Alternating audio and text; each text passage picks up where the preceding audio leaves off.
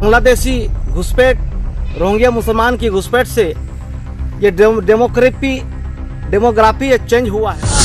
दूसरा रूप अंग्रेज है, अंग्रेज का दूसरा रूप कांग्रेस है। इन सब का मंशा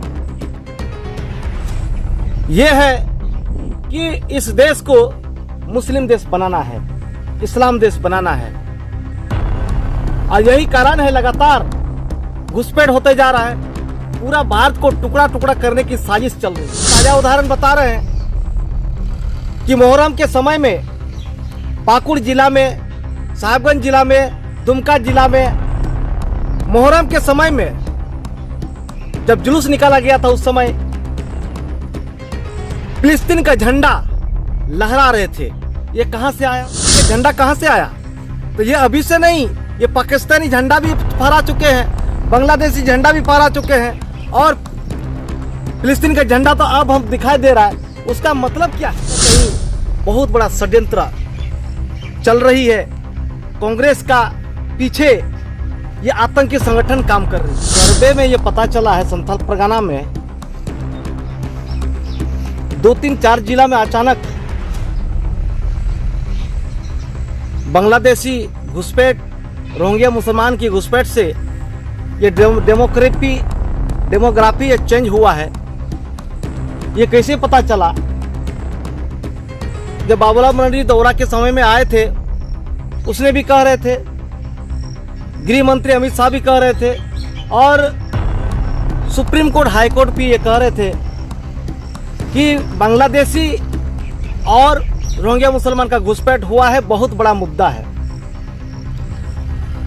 और ये आपको बताना चाहता हूं कि पूरा देश में जब बागडोर कांग्रेस के हाथ में चला गया था, उसी समय से ये लगातार कि कांग्रेस का दूसरा रूप अंग्रेज है, अंग्रेज का दूसरा रूप कांग्रेस है।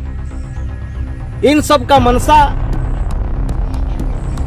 ये है कि इस देश को मुस्लिम देश बनाना है, इस्लाम देश बनाना है, और यही कारण है लगातार घुसपैठ होते जा रहा है।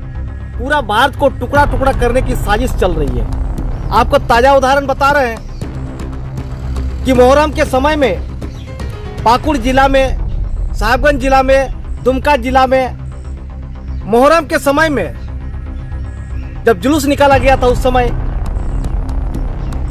फिलिस्तीन का झंडा लहरा रहे थे। ये कहां से आया? ये फिलिस्तीन का झंडा कहां से आया?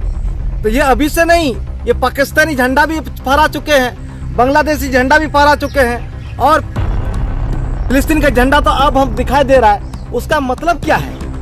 कहीं ना कहीं बहुत बड़ा षड्यंत्र चल रही है। कांग्रेस का पीछे ये आतंकी संगठन काम कर रही है। तो हम बताना चाहते हैं कि संथाल परगना में जिस प्रकार से बांग्लादेशी घुसपैठ रोहिंग्या मुसलमान का बढ़ोतरी हुआ है, जहां पर उनका काम क्या है? आदिवासी लड़की को, पहाड़िया लड़की को पटाना, लव जिहाद, जमीन जिहाद, दुमका में जमाए टोला बना देना, और संथाल परगना में आदिवासी लड़की से शादी करके, पहाड़िया लड़की से शादी करके मुखिया समिति, जिला परिषद, वार्ड सांसद में खड़ा करवाना, जीतना, और राजनीतिक अपने स्तर से चलाना, यहाँ की डेमोग्राफी ये बता रहा है। और मैं बताना चाहता हूँ कि महेशपुर से एक रानी मुर्मू से रेप बलात्कार हुआ जमीन विवाद में, अभी भी अस्पताल में उसका इलाज चल रहा है। और संथाल परगना, खास करके बरहेट में देख लीजिएगा, साहिबगंज जिला में मोनिका किस्कू, एक आदिवासी लड़की है, आज चेयरमैन बनी है। उसके पति का नाम उमेद अली है, और वो चेयरमैन बनी। हम लोग का जिला परिषद सदस्य लोगों ने पैसा के बल पर उसको सपोर्ट किया है और चेयरमैन बना दिया। आप समझ सकते हैं उसका श्रेय ये जेएमएम के माध्यम से हुआ। हम लोग का सिदो कानू का मूर्ति तोड़ा गया। किसने तोड़ा? मुस्लिमों ने तोड़ा, बांग्लादेशियों ने तोड़ा। और उसका मकसद क्या था कि तोड़ करके आपको बता रहे हैं कि फिर उसका वंशज का भी हत्या किया। कारण क्या? एक आदिवासी लड़की मुस्लिमों में शादी कर रहे, उसका ही विरोध किया था। और पंजाब, दिल्ली, पंजाब, बंगाल, बिहार से लोग आए थे सिदो कानू का मूर्ति को बचाने के लिए। उन लोगों ने कहा था संथाल परगना के लोग ये मुस्लिम के साथ खड़ा है, ये सभी जेएमएम के साथ खड़ा है, यानी शिबू सोरेन का झंडा ढोया हुआ है, ये लोग बचाने नहीं आएगा। और रबिका पहाड़िन का हत्या करना, 50 टुकड़ा में बांटना, वो जानती थी, उस षड्यंत्र के बारे में जान चुकी थी, इसके लिए उसका हत्या किया गया। रोपात्री का बेमौत मार देना, तो आप लोग समझ सकते हैं कि इसके लिए शरण कौन दे रहा है। संथाल परगना के सबसे ज्यादा आज अगर शरण दिया हुआ है तो झारखंड मुक्ति मोर्चा के नेता लोग, ये गठबंधन सरकार के नेता लोग, ये शरण दिया हुआ है। इसी के वजह से आज हम आदिवासियों का जनसंख्या झारखंड में 36% से 26% उतर चुका है।